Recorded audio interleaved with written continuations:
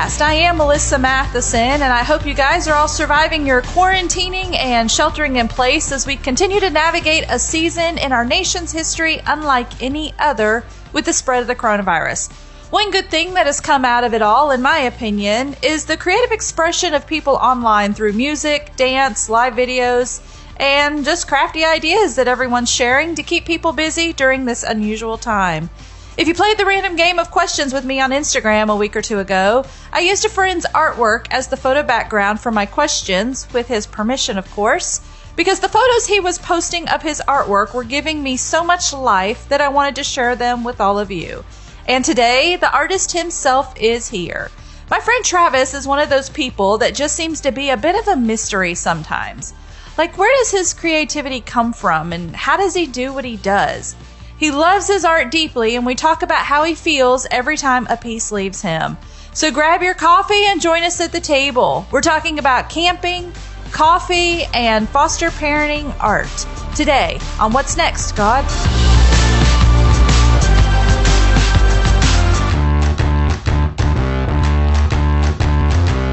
Well, for me, it's kind of just start with what you have. Yep. Kind of thing. And instead of waiting until everything's perfect and everything's lined up, just where are you? What have you got? Just start with what you have and just do it. Just start has just been a huge thing. Because I think sometimes we get into this thing of, well, I got to wait till everything lines up and everything's just perfect and then I'll do something. And so, nope, just, what have you got? Well, make it happen. And so we have a living room and we have a table and we have microphones and cameras already. And one day there will be a studio. One day. Do you have an art studio or do you just kind of paint wherever? So at the moment I live alone and it's a 2-bedroom house. So one room is technically a studio. Okay. But I don't use it as a studio. Well, that's what it's there for. It's kind of set aside as that working space, but I end up working everywhere but there. Yeah. Coincidentally. Interesting. Yeah. But it's that place that you can put all your stuff and then close the door if you need it to. It's an absolute mess. Yeah. It's an absolute mess. No, it's the place that you make things happen. It is. Yes. Is what it is. Things all over the floor. Yeah. I am really excited. I'm really excited to have this conversation with you today. So, because we've been trying to do this for a while. We have. We've just not been able to get it to work out with your schedule, my schedule, so many things going on. It's true. And because you and I, and Dave, we get together and we just love to talk about anything. There's so art, many culture, things. community, the Bible, everything. The kingdom, all of it. Now social distancing. And now social distancing. We've got a good little distance between us here. We're good. Just far enough. We're good. And we're drinking our coffee. So you are a coffee drinker. Yes. You put a little raw sugar in it though? Just a little bit. And sometimes you do cream though? So I kind of go through, I fluctuate. I think a lot of people do, but I'll be just strictly black for a number of weeks. And then I may go to just cream, a little bit of sugar. It kind of just changes with the unction, I guess. I don't know. With the mood, with right the weather. Right now, it's black with a little bit of half and half, and that's about it. And that's it. It depends on the type of coffee. Do you drink coffee every day? Most of the time. Most of the time. Okay, depends on the kind of coffee. So, what is your coffee? There's a few. I would imagine you have a pretty interesting palate. I do have a preference. Yeah. Tell me. So I don't,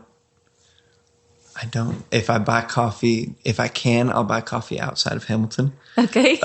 There's a few brands in Whole Foods. Whole Foods, yes. That I prefer. And I can't actually think of the name of them right now, but if I have to, I'll go to, or if I can, I'll snatch something when I'm in Birmingham or Tupelo. Yes. So Tupelo has a new coffee shop. I heard about it. Tupelo River Coffee. Tupelo River Coffee. And where is their storefront now? It's so they're on Main Street. Okay. So in the older section of town. Yes. And they're connected to a collective, a workspace collective. I went once last week and it was good? Yes, it was. Yay. So it's very good. Because they have been a coffee cart for a while. And I didn't know that. Yeah. I didn't know that they existed. And now they have a storefront. storefront. Space. Yeah. All right. Tupelo River Coffee. Yep. Check it out. I think they're still open too. Okay. Meaning they With haven't everything. shut down their lobby the way Starbucks has. Right now, a lot of people just have to go through the drive-through. Yeah, and they may not have a lot of people that come in and sit and stay. Yes. Yep. So they're still under their Yes. limit of how many people yeah. they could have. When I was there, they were doing a very good job at maintaining. So are you more of a medium roast, a dark roast? What do you like? So I think that light roast is kind of my favorite. Okay, less because acidic. It's less acidic, and there's more opportunity for flavors naturally to occur. A little bit farther away from the burnt taste, a little bit closer to the bean. But that's when I think that's all the time. So even espresso that's made with a lighter bean. You can do a blonde roast. Yeah, espresso. Yeah. Mm-hmm. Yeah. So if I end up buying coffee in Hamilton, it'll be like a breakfast blend or the blonde roast Starbucks, something like that. Yeah. So. And then I'd love to pick up coffee when I'm traveling. So like even if I go to Nashville or if you're in the Birmingham area, if you even find like a local roaster and then just pick up a couple of varieties of things. Yep. And just to keep on hand. Dave loves Pete's Coffee. And whenever I was in Nashville recently on one of my trips, I saw it in the store. And so I was like, oh, Dave's talked about Pete's. I need to get him some Pete's. And so I brought him home some Pete's coffee. We buy the whole bean and ground it when we grind it to order. Is that what you do? I do. Yeah, when I can. Do you keep your beans in the freezer or do you keep them out? They're just they're on the countertop. Okay. They're just sitting there with the coffee stuff waiting to be used. Because it's not going to be too long before you get into it. No, it's really not. It's not. Counterculture. That's the one that I choose. Okay. Counterculture. What an interesting name. I know. Yeah. And it's like it's a good play on words. So and then in Chattanooga, there's a coffee roaster, Velo Coffee. I know you were going to say it. It's so good. Yes. So good. Yes. So a few years ago. We actually talked about that on the podcast just recently. Really? Yeah, with Bo and Lauren Hatton. Really? Yeah, it's one of their favorite places. Yeah, it's so great. And if you've never been, have you been physically? I've not been to the storefront. I didn't know they had a storefront. I've only ordered online. Yeah. Almost like literally that's what they like said. A hole in the wall. You would miss it. Yeah. Oh yeah. Completely miss it. So, but you go in and it's this like really neat little space, very small space, but it's quality coffee it's quality over quantity in terms of square footage, maybe. Yes. It's really good though. Yes. So. All right. So you've got a Chattanooga coffee source. We have a Tupelo one. Okay. Let's talk about your Nashville one. Okay. Tell me about this one. Right. So I feel like most people are going to say, because I looked it up online when you told me about it. Fido's. Yeah, I didn't get to go that day because I was already somewhere else. So Fido's is it's a restaurant and coffee. Like they have a full menu as well as coffee. Which the menu looked amazing, by the way. It is. It looked amazing. Incredible. I've traveled through with people like John Moore. And we had some incredible fries, just a good sandwich, a good Reuben. But their coffee, I'll go and I'll get just a cortado. So keep it really simple. With the condensed milk. Yep, that's kind of my litmus test for a coffee. Yeah, is a cortado. Okay. So small too, so it's a quick. Yep. Have it and then keep on going kind of thing. So Fido's coffee. Fido's in Nashville, and then where's your favorite Birmingham place for coffee? Birmingham, there's a few options. Let's think. So there's a coffee shop I haven't been to in quite a while called Seeds. Okay, I haven't been there. They're located in Homewood. Okay. They roast their own beans. They have a very ethical approach. People talk about fair trade and they talk about having a good relationship with the farmers, but they've really, really worked to have a personal relationship with the farmers.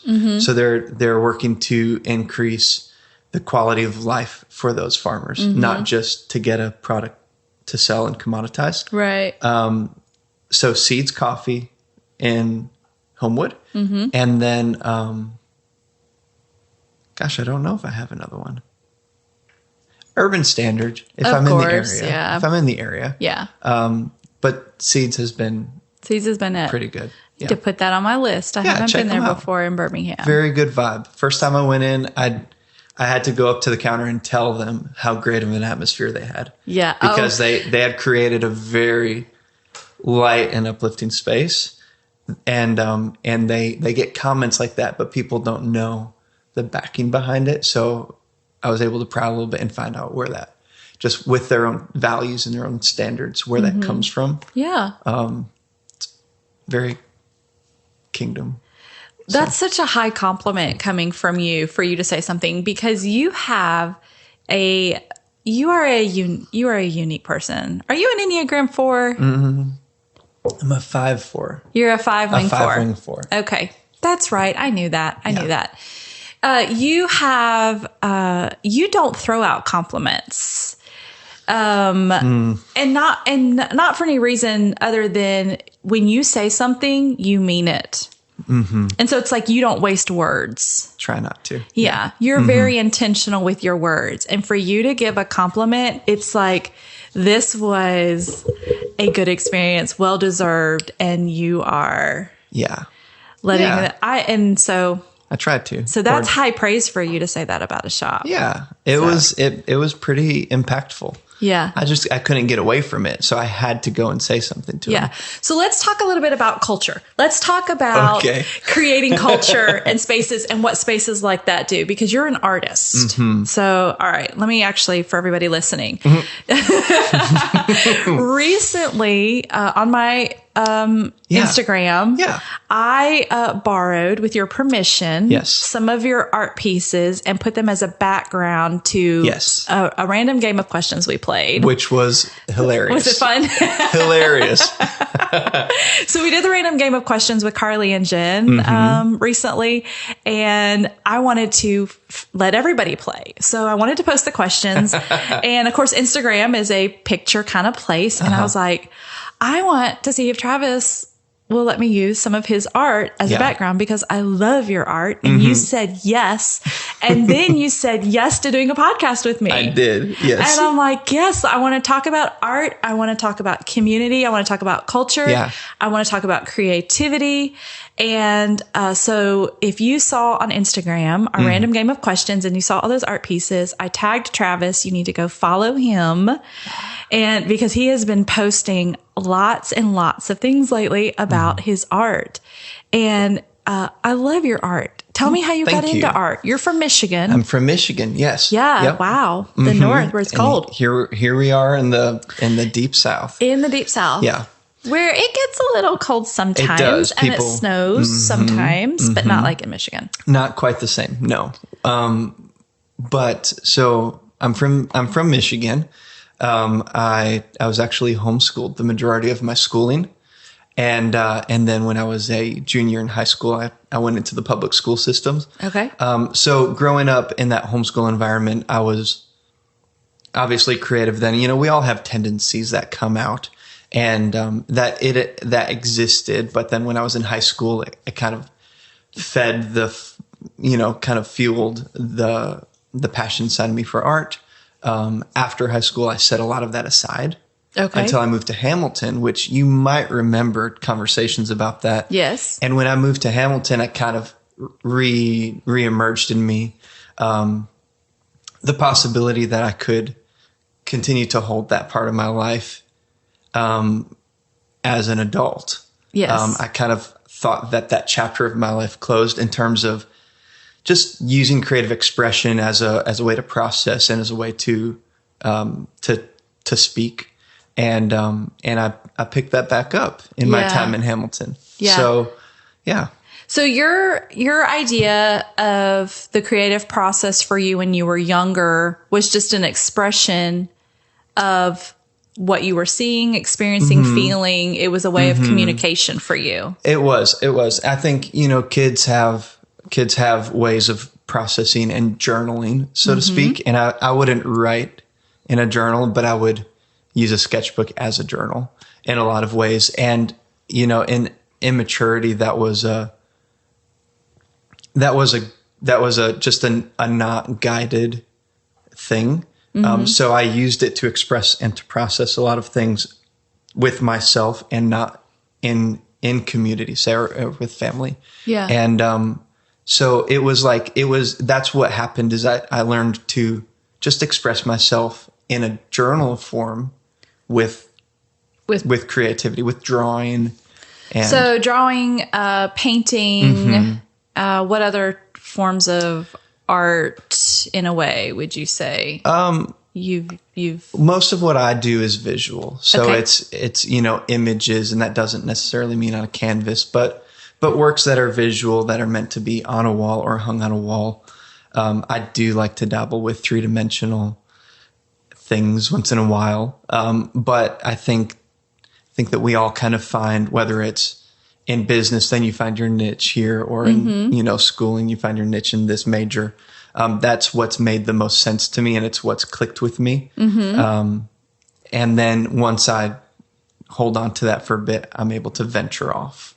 Right. So you picked art back up about 9 years ago, Yes. I guess, or Yes. so. Is that about right? Yeah. So in that 9 years, do you think you have found that niche for you as an adult when it comes to art and creativity? What is that niche for you right now? What's that niche? And does it change? Are you Definitely. okay? Tell me about that. Yeah. So, people want to put a lot of rules and categories on things, whether they understand them or not. And, they want you to be an abstract artist. They want you to be a representational artist. They want you to sing hip hop and not classical. They want you to fit into a certain thing. Yeah. Okay. Sometimes, but Yeah. I try to bridge the gap in between a lot of those areas when it comes to visual art.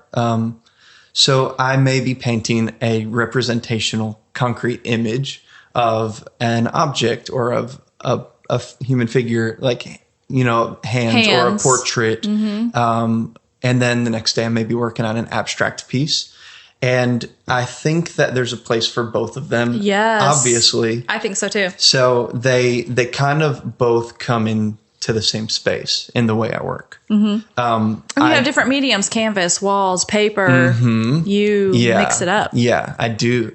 I've painted in the last 12 months a mural or two back in Michigan. I painted a mural this fall on someone's wall for the sake of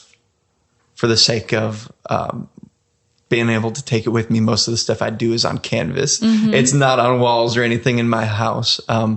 But I work most of the time with canvas at this point, and some work on paper, just because there's something to having a variety of mediums and outlets available. Is your art, when you're doing art, you're painting a piece or working on something, what are you thinking about? Is it something you're doing for you? Is it something you're doing for somebody else? Is it something you're just doing just to release in the earth? What does that look like for you? Or do you even think about that? I think about it every time. Sometimes there's a personal piece that I hold on to, and it really does have a purpose for myself only, at least for a moment. And that's kind of like back to that childhood thing of, this is something that I'm processing now in an adult stage. It's more of a contemplative thing. And I know that I'm working on a piece that I'm going to have as a contemplative journey between myself and the Lord. And then eventually that becomes available for other people. And then there are other pieces that interesting. are, yeah, right. All right. So what other types of pieces? So the contemplative. Yep. So there's, like, for example, I have there's a largest canvas painting that I've ever worked on, in my house right now. And it's not a piece that I've shared publicly, but it's a piece that's been a part of a process for myself over the last year or two. Okay. And it's like 4 foot by 7 foot. It's a very large painting. Yes. So it's a very large painting that I've come back to again and again, done a little bit of work, but done a lot of just kind of thinking and letting it be a foundation for my thoughts in a way. And then I'll set it aside and it just kind of stays in its place. And that's a whole category, a whole world, in my opinion, of what a painting could be. But then there's paintings that are specifically for people, and their purpose is to go and to bless someone's home, bless their atmosphere. Right. Because people commission paintings. Yes. And you sell your pieces. Yes. You have a website. We'll talk about all that in a minute. But why do people need art? Why do we need, because people maybe don't fully understand the value and the necessity of art, because it is in every person's life, whether they realize it or not. It is.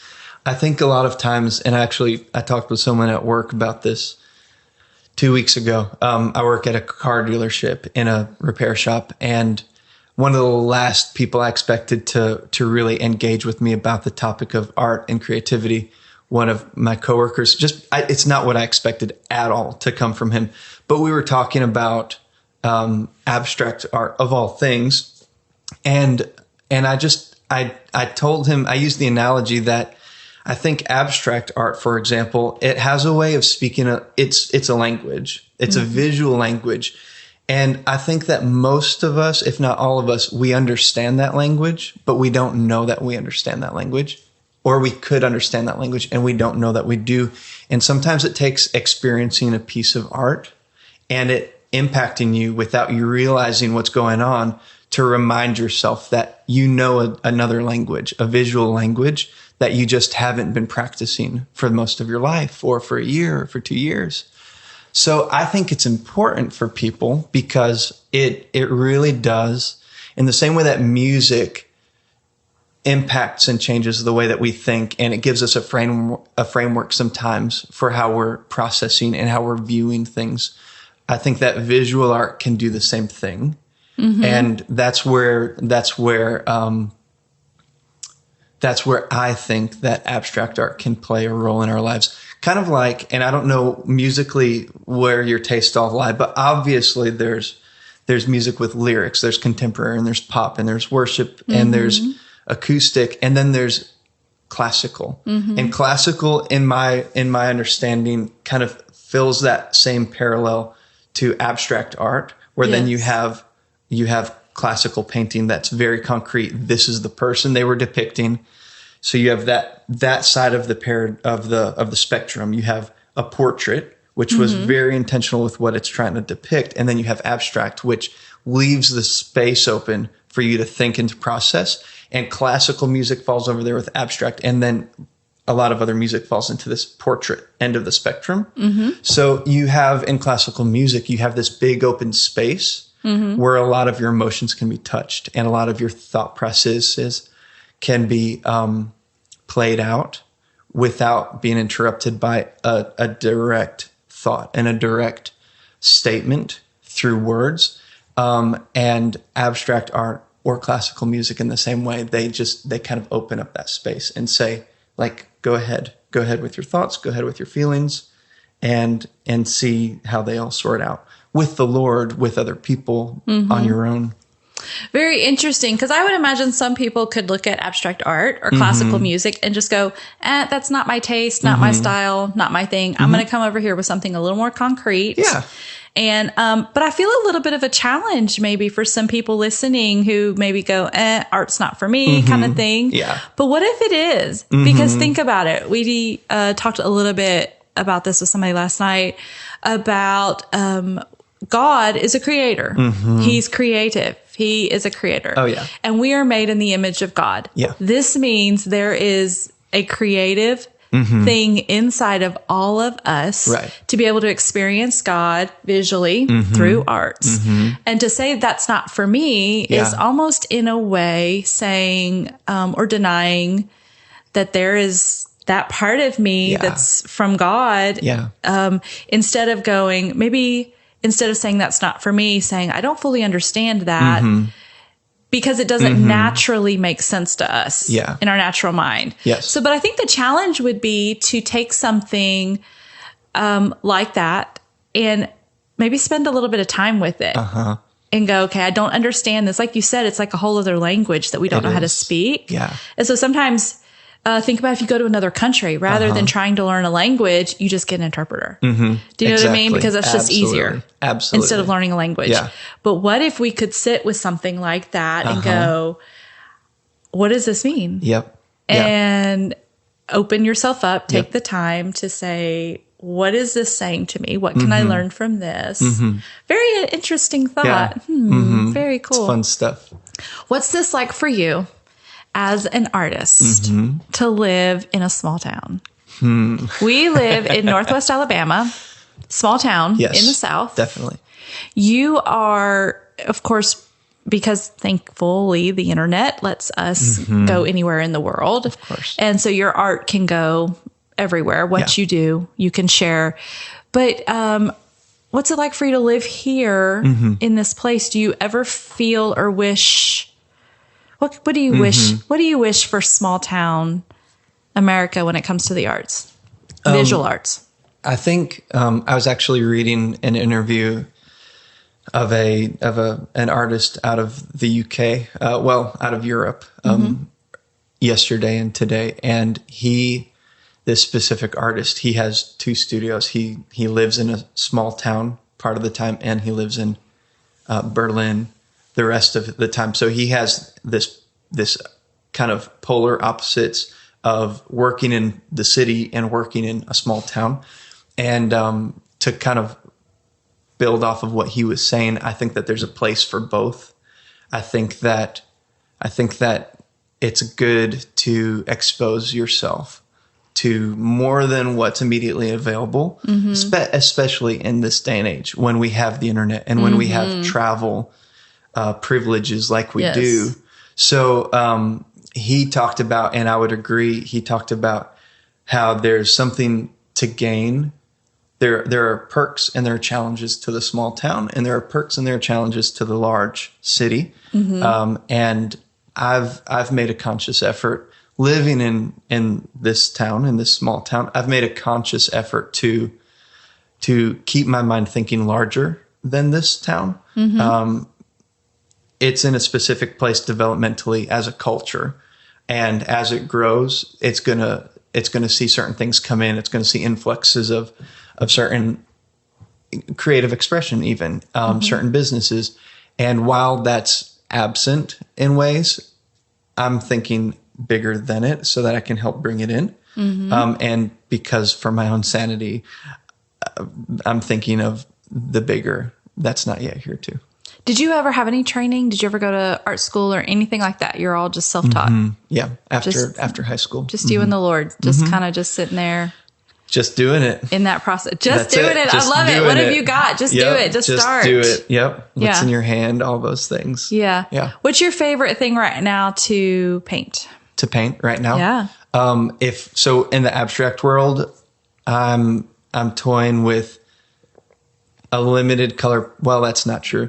There's a lot that I'm doing. If I'm talking representational, some of the imagery that speaks to me and that I've stuck with for the last few years are images of hands and of birds. Okay, tell me why. So the hands, because, we're talking about visual communication.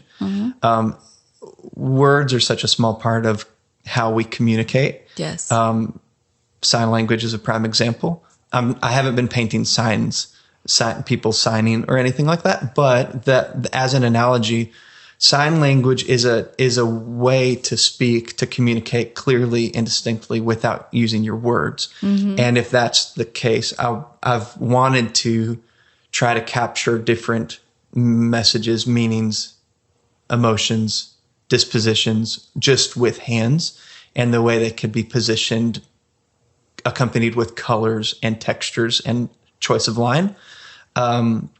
Birds, especially in certain ways, they have this ability to visually represent and capture certain things as well. So a bird that's not quite landed yet, but it's on its way down into a resting place.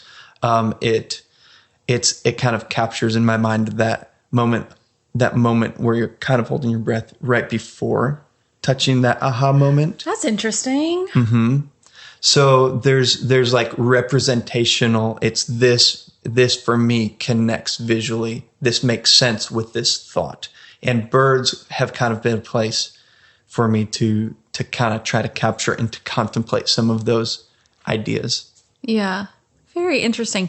Tell me a little bit about color, because when I kind of scroll through some of your artwork, there's a recurring theme of a lot of different colors and shades and stuff. So some of your favorite colors to use and why. Yeah, there's a definite theme in my work lately of blues and greens, very nice cool tones, and then the occasional pop of complementing oranges and reds and yellows. And I think even as I like go through my house and look, that's just something that happens kind of like your home. I have a lot of neutral colors, and then there's colors that sit on top of that. And the harmony in between those polar opposites, it just appeals to me individually. The blues and the greens are a color that kind of work as a safe place.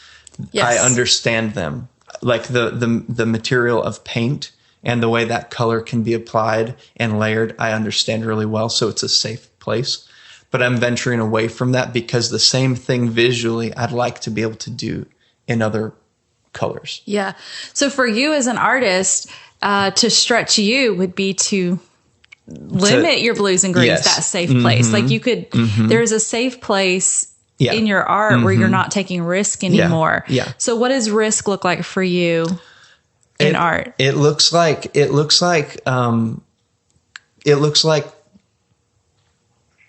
giving myself permission. It looks like choosing to experiment with texture, to experiment with color, outside of those like very safe things, which means a lot more texture. I've been doing a lot with heavy texture. So there's these really simple and smooth and small layer by layer, very meticulous, like seeking perfection in a way, paintings that I used to do. And there's a lot of contrasting palette knife, gob after gob after gob of color, because play and exploration isn't something just for kids. And as a grown man and an artist, I'm permitting myself to experiment. Yes. So it looks like that. It looks like a lot of brighter colors. It looks like colors that don't appeal to me even, but I'm choosing to play with them. And, I mixed that color the wrong way. Oh, well, let's see what happens, because there's a purpose behind it. There's something I can learn from it. Yes. There's someone who it's going to appeal to. Yes, absolutely. So it's not just about me. Right. It's not just about us when we're creating something. It's about the other people. Yes. Because I remember pieces that you used to do that you kept saying, well, like it looked finished to me. You're like, yeah, no, I need to keep looking at it. I need to do something else to it. And you would just sit. And I'm like, Travis, just let it go. Like, it's great. But for you, there were pieces that you just never quite felt were finished. Yeah. And you had this thing in you, like, you just had to do one more thing. And the fact that you're okay with letting that go now, I'm like, he's come a long way. A long way. Because it's not about perfection. It's not about being finished. What if that is what the piece is supposed to be? What if that is what the piece is saying? And here we're trying to bring what we want to call perfection to something. And that really makes it imperfect because that's not what it was intended to be. Yep. Yeah. In a way. Definitely. So very interesting. Yeah. I love that you're getting a little out of the box then for you taking a chance, because we gotta, that is where taking risk is where, that is creativity. It is. Is taking a risk. It is. And so for some people, just painting is a risk. It's so true. Like for Dave. He would be like, yeah, that is so out of the box for me. But blue and green is your safe place. And so you're like, nope, I've got to.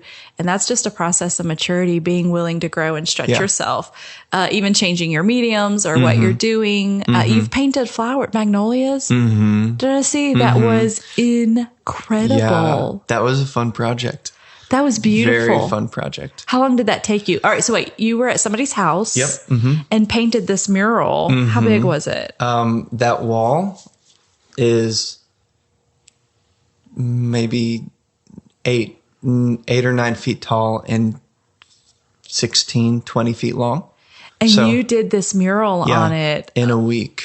Yeah. You did that in a week? Yeah. Travis? Yeah, it was all right, a busy so y'all week. need to go to Travis's Instagram and look at this magnolia mural that he did last fall. And you'll see it. It's got like this salmon colored background. Pink, it's kind of hard to tell in the pictures. Yeah. Pinky salmon background with these white magnolias on it. Oh my. And the magnolias are massive. They're beautiful. It's very fun. So was that easy for you, or was that a challenge for you to do? So it was a mixture. Okay. I knew what I was getting myself into, but there's just that jump into execution that was a little nerve-wracking. I was working with a friend. So the young lady whose home that's in is someone I've known since high school. Okay. And she had a desire, she had a dream, an idea, and I had a desire to help make it happen. And it was a stretch because I didn't quite know, because outside of my safe zone, I couldn't leave it unfinished and come back to Hamilton. I had to be able to wrap it up in a week while I was visiting family. Yeah, because she was out of town. She's in another state. Yeah. She's out of state. She's 12 hours from here. Yeah, so you had to finish it in a week. I had to finish it. And there wasn't time for this, like, oh, I'm not happy with it. Oh, this isn't done. It's no, we're going to reach a point of completion this week. And it was terrifying, to be honest, to start. But once that first flower got on the wall, and once I understood how that pink color was going to work with the petals coming on top and with the layers, it was a joy. It was wonderful. So do you find joy mostly in all of your work? I do most of the time. Mm-hmm. Yeah. Yeah. Not all the time. No. Do we? I mean, who does in life and everything? I don't think, yes. Mm-hmm. Yeah. Where's the joy in it? Where's the joy in it? What is it for you? It's really enjoyable to, and I think a lot of people in the creative realm, whether it's music or whatnot, or visual arts, they can feel a sense of accomplishment when you do successfully express something that's kind of stuck up inside of you and you don't know how to get it out. And when a piece is hanging on the wall and I say, that really captured what I was trying to say, that's very satisfying. And then when someone takes a piece and they either purchase it or they're borrowing it, I have foster parents for paintings, which I think is so great. It's great. I'm going to talk with one later today, actually, in town. But it's very satisfying to take something that means a lot to you and then to see someone else connect with it so deeply that they reach out to you, or whether they pay you or they need to talk about it. And they start to discover things about themselves because of what you did. That's very satisfying, and that's very encouraging to have a positive impact on people. You had, I had one of your paintings in my house whenever we had that storm that came through, and we lost most everything, and we salvaged a few things out of the house, but we were so transient, like we were kind of like staying in hotels and, you know, I had these few random pieces, and one of them was one of your paintings.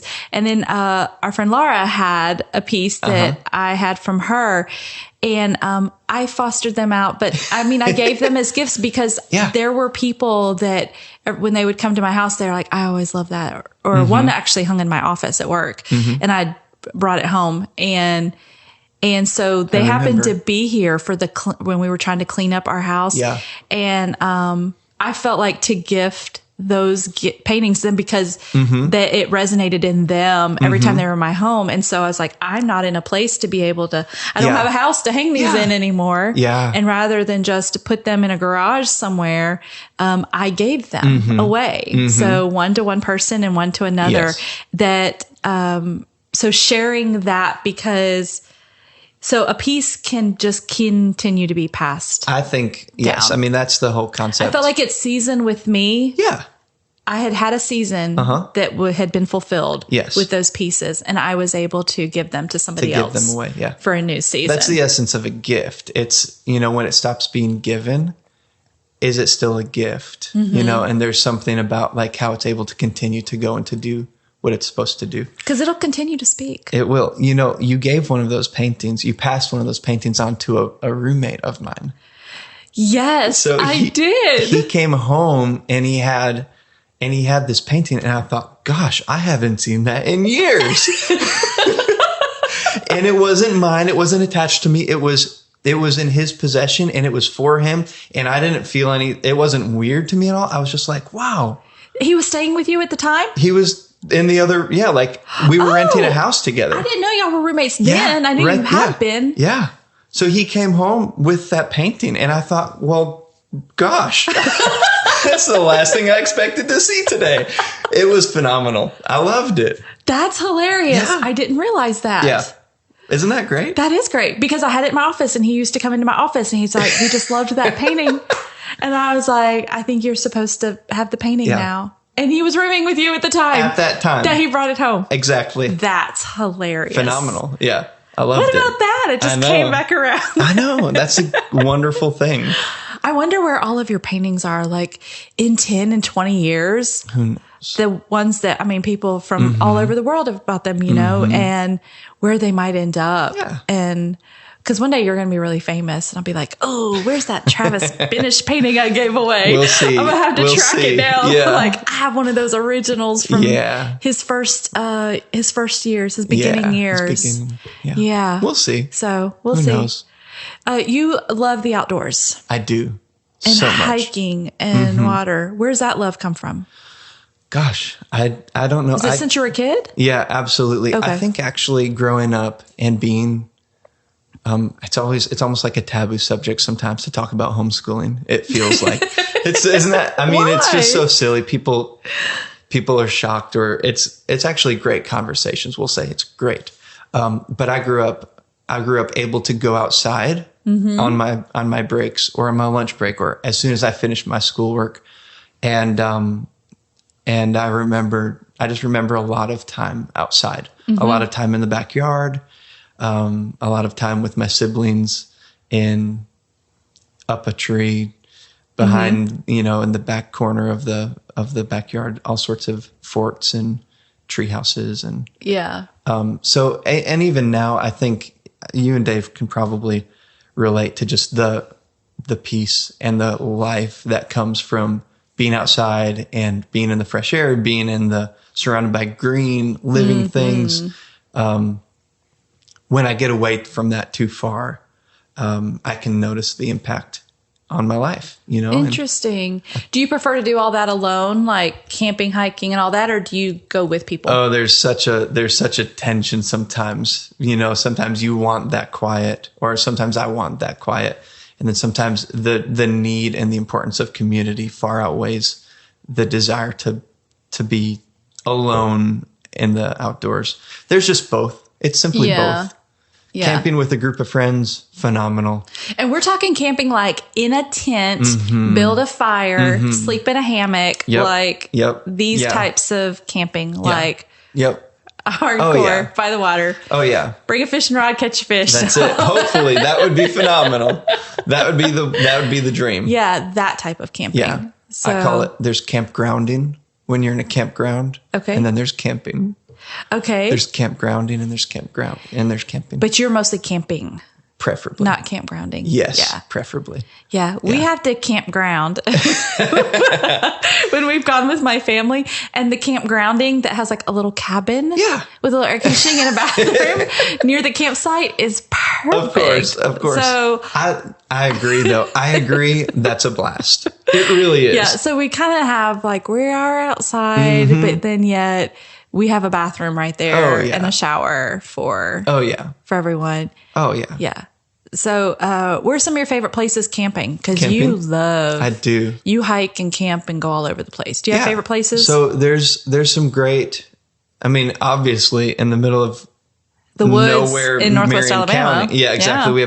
We have plenty of places out and about in this area. But if I'm going to go camping, there's a good place in Birmingham, south of Birmingham, Oak Mountain State Park. Okay. I've done a lot of camping up in Michigan and still prefer, if I get the chance, to go up to Manistee National Forest up there.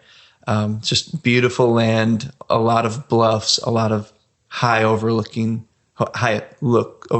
over a river. But then if I'm in Hamilton, there's little secret spaces.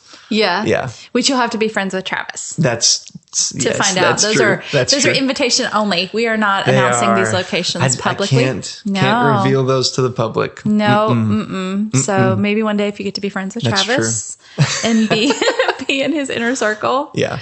What are you doing with your days? So you work, you do art, you live in community. Yeah, live in community. I think especially these days, we're all living in community. Yes, we are. We're social distancing within community. Exactly. So I work a pretty normal job at a Chevrolet dealership here in town. Normal meaning like it's nothing. I'm not like painting for 40 hours a week in a studio. And I think that that's important for people to hear because they may think I don't have the time or I want to be an artist. I want to do this, but I don't have the time because I have to work. No, you have a full-time job. I do. To pay your bills. Yep. And then you have this art as a second stream of income and it is something you do that you love. Yeah. Because it's inside of you. It's what you've been created to do. Is to do art. It's going to happen one way or the other. Let's talk about the Enneagram. How do you feel about being an Enneagram 5? Because I will say this, knowing you're an Enneagram 5, I think explains so much about who you are.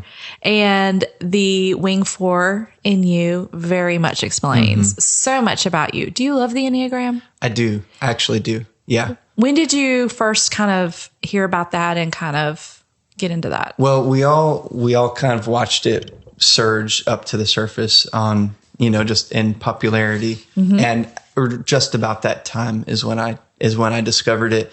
And I was leery at first. I think a lot of people were,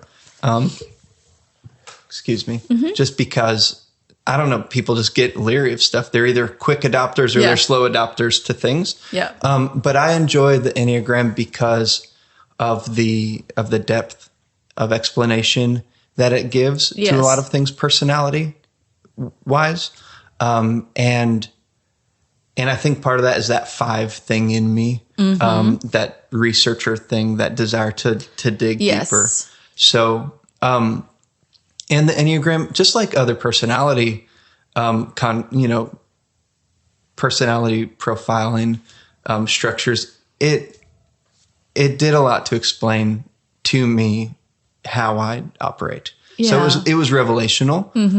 And even that 5 Wing 4 thing, there's this talk about the gap in between the 5 and the 4 is this existential gap. It's this really hard to bridge thing. And then the 4 realm, you're in your emotions. And in the 5, you're very much in your head.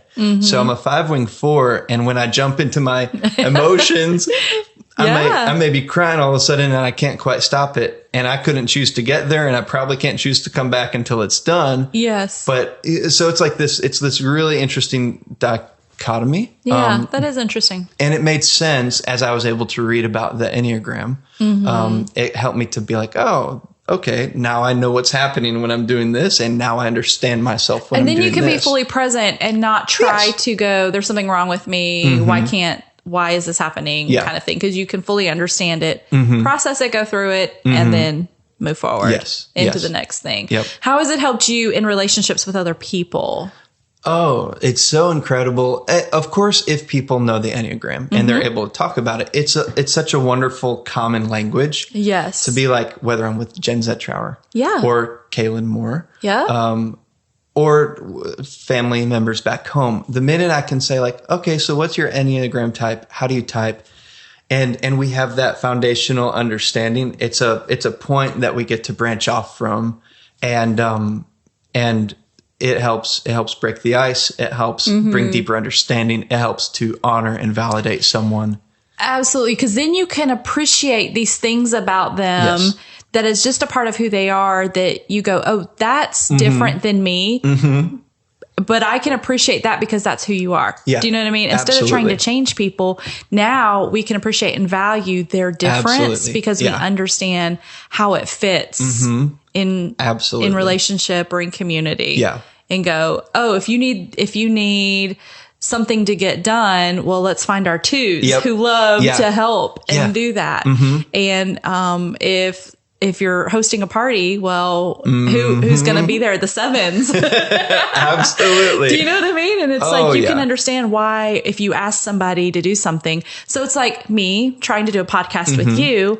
Well, you're a 5. You have like a limited amount of energy in your day to do things. And Yeah. you have other things that are priority, your work and your own personal responsibilities, that sometimes you can't be as involved in too many things because you just don't have it to give. So and my husband's a 5 too. So this is how I know this. Okay. So I can understand when you and I haven't been able to get together yet on this. It's because I know you have a limited amount of time and energy to put towards things. And you have personal responsibilities to take care of before you can give that away to anybody else. Yes. And Yes. I can completely understand that, and go, instead of going, well, why is Travis he's my friend. Why can't he just come over and do a podcast with me? Yeah. You know what I mean? Like, it just helps you understand people. It helps me understand my children. Yes. When I understand Can't how imagine. they operate. Yeah. Like, I'm like, oh, this is why. And of course, my Molly is a 1, just like I am. And so there are things sometimes that she'll go through, and I'll tell Dave, I'm like, I got this. That's so great. Because I know exactly what she's thinking and what That's she's awesome. feeling, and I can go help with that. That's And awesome. and then him with Maya, because Maya is a 5. And so there are Awesome. things he understands about Maya. That makes so much And then sense. Max, our 8, our He's little an 8. challenger with his wing 7. Oh yeah. So I love how it's helped me in my relationships. It's incredible. Because you can even like, I have I'm a 5 wing 4, so I have that 4 wing, but then I have friends that are 4s. Yes. Like, they are 4 to the core. Yes. And there's a lot of things that have been, quite frankly, they've been challenging in those relationships. And then there's things in others as well. But like a 4, for an example, I have some friends that are 4s, and I've grown so much because of that understanding, and then being willing to lean into those relationships, and to learn to honor, and to learn to see and observe and be challenged. Like, we get all of those things through intentionality. But I mean, when we step through the door of the Enneagram in order to discuss them, it's so fruitful. Yeah. Do you have any favorite Enneagram resources that you love? Books, social media, profiles? What are they? If you want, if I were to say books, there's a book called The Sacred Enneagram. Yes. By Chris Hewerts. Yeah, I believe. I think so. And it's like a cream colored book with a red border. Yep. I think I've got it in my room. I've enjoyed that one, and I've not treated it like read it from front to back. It's been more of a, I do the same thing. like a I like pick a them reference. Up. Yes, Yeah. I pick them up when I want to refer to them. Yep. On something. Yeah, so you can like think about your 8s. Yeah. And you can say, okay, let's read about the 8 a second. All right, let's go back to life. Okay, what about myself? Yeah. Yeah. And we understand, for people listening, like, this is not, it's not the gospel, and No, we're just, of this course. is it, the end. We draw a line Of right course. here, and this is the Enneagram is, Yeah. the Bible. It's not that, Exactly. but No. it is a valuable tool and resource if you are not familiar with it. True. Start looking into it. The Path Between Us, The Way Back to You are good books to get you started with the Enneagram, and really just to understand who you are and maybe how you respond, or some of your strengths, and how it operates in this world. Yeah. It really, because even for did you know that there are specific job types that you are prone to? Yeah, it's like a rabbit hole I don't know how to get out of. Yeah. It's so vast is what I'm saying. Yeah. So for people that are like in this job and they go, I'm struggling, and like my job, maybe it's because that's not the job. Like a fish will always think it's a failure if it thinks it's supposed to climb a tree or something like that. Exactly. Well, no, they're fishes. Wonderful example. Fish are supposed to be in water. Yeah. They're not supposed to climb trees. Do you know what I mean? And so to even understand, that's when I got into it. I was like, what kind of work should I be doing? Where will my strengths come in for what kind of work to do? And that's when I really got into it. I love that. I love that. In helping. And so for young people who are needing maybe direction into purpose, and like, it'll help with that. Yeah. Absolutely. So instead of being in a job that you're frustrated at, because that's just really not where you're supposed to be. It's not a fit. It's not a fit. It's just not a fit. Just plain and simple. And it's okay. There's nothing wrong with you. That's just not your kind of job. Some people are just not administrative. You don't need to be an administrative type of job. But the Enneagram ones, all day long. All day. We can handle that. Give us the Excel spreadsheets. We're organized. We can plan. Let's do it. So, absolutely. Yeah. What do you love most about community? About community? Let's talk about community for a few minutes before we end. Absolutely. Because we live in an incredible community of people. And when I talk about community, okay, we probably need to talk about this more often on the podcast, because not everybody gets to live the way we live. We live in a small town. Yeah. We are all very intentional about connecting, seeing each other, coffee, dinner at each other's houses. We are together. Yeah. Like, we live life together. And for some people that live in bigger cities, they don't really have that opportunity. So maybe we need to talk about community in a way like, who are your handful of people that when you need something, when you need help, when you need encouragement, when you need a cup of coffee, those are your community. We just happen to have a large community here. Yes. But for some people, it may just be 2 or 3 people. Yes. That is their community. So, but in our community here, because you're a 5 and a bit of an introvert, so you have to be intentional to connect with community. Yes, I do. But tell me the value that you see in doing that.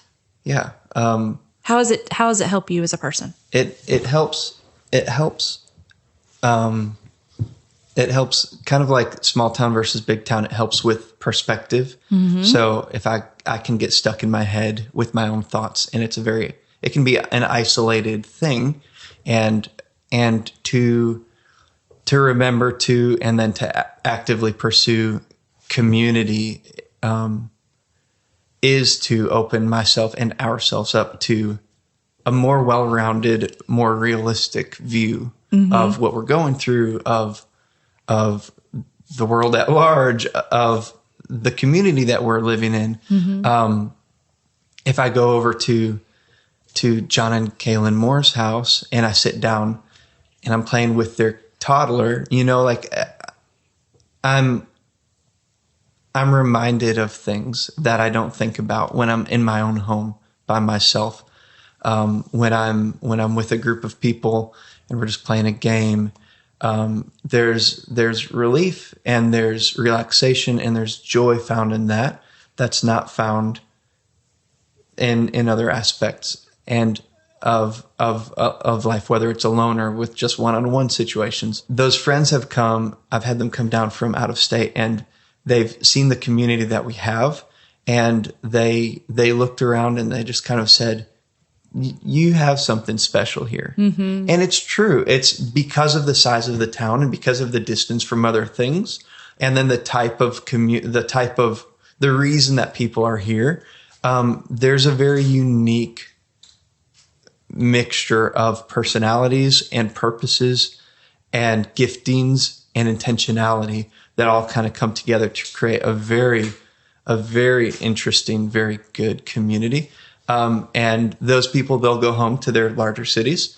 And the people they choose to hang out with, they hang out with because they have interests that they share or because they go to the same church, but they live 25 minutes away and they're surrounded by thousands of people. Well, we're all living like down the street from each other. Yes. I walk to people's houses regularly. Especially when it snows and we can't drive cars. We just all walk to each other's houses. We just walk to, and maybe spend the day there. Like, we're not going anywhere else. Yeah. And it's like, that's such a beautiful thing that you don't have in larger cities. Yeah. And yeah, to walk to someone's house. Oh, like, we're going to have dinner tonight. Just walk there. Yeah. It's right down the road. You could throw a rock and hit their house. Like, go for a walk and enjoy it. And that's something that's very special. The brunches, the late night movies, the campfires, and they're always with the same group of people because it's such a small group of people. Yeah. Like, it's a rich thing. It is a very rich thing. Isn't it? Yes. Quality over quantity. Quality over quantity. Yes, always. And I think too about community, it's not necessarily, it is necessarily that we need people, but that people need us. Absolutely. Do you know what I mean? Oh, yeah. Like, we think sometimes about being intentional so that we can stay connected to people, but really people need us just as much. They do. So and of course we don't think of it in that way because we're trying to be humble but people need art. Travis, like you opening yourself up and being present even right now on social media with your art for people that don't live here and have never experienced that to me is like next level community. That is like, because your art is very vulnerable. It is like, for you, the process is, and for you to do that, I love that it is, just an opportunity for next level community to just go, I want to share this. That's good. With the world because the world needs it. I hope to see that canvas one day in your house, that really big one. You will. I will. How do you paint on it? Is it hanging? Do you pull it out and lay on it and paint? That big one, that's funny. It wasn't stretched initially. Okay. So it was like a roll of, imagine having a roll of carpet. Okay. Like it was a roll of canvas and it began on the floor. That's the only way I could. And then I built the frame. So it is stretched now. It's stretched. Okay. Yes. So you can paint it standing. Yes. So at this point it's hanging in its place. There's only one place in the house it fits. It's just too big. And it's in its home right now. Okay. But it's a painting that has, in my hopes, it has the ability to be a gift to other people in the future. Yes. So, I'm ready for an art show. Let's do it. Let's make it happen. The world is not ready. 10 people at a time? Can we do, well, I'm sorry. 10 people at a time. The first 10 right now. That's it. That call in. And when you're done, we'll sanitize the space and do it bring again. 10 more in.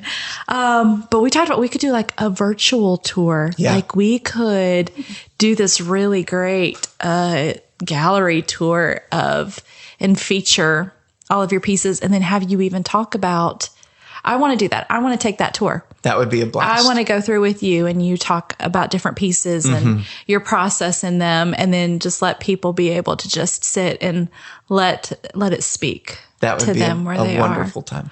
Well, let's plan it. We're going to plan an art show. That sounds good. I have great expectations for that. Yay. Thanks for having coffee with me. Absolutely. Thank you. They say you become like the 5 people you spend the most time with, and I'm hoping that maybe a little time with my creative artist of a friend Travis will rub off on me and maybe magically pass along a new skill or two from being with him today. Who knows, I might even pick up a paintbrush this week and see what happens. To all of my painting friends, if you get the chance, will you spend a little extra time this week doing art and share it with the world? We love it and we need it. I'd love to see what you're doing, and if you tag me, I'll get to see it and I can share it. You can find me on Instagram or Facebook under the name Melissa Matheson. That's math like 4 + 1 = 5, I before E, son, S-O-N. Hey, we've got our 50th episode on the podcast Wednesday. Can you believe it? And it's a special little conversation I would love for you to be a part of. My friend Laura will be here, and I asked her to join me for coffee to discuss some of the changes that will be coming for the podcast beginning next week. Transition is not always easy, and I'm thankful that you, my friends, are here to walk this journey with me. So let's get together again on Wednesday, sit around the table, have a cup of coffee, and talk about what's next, God.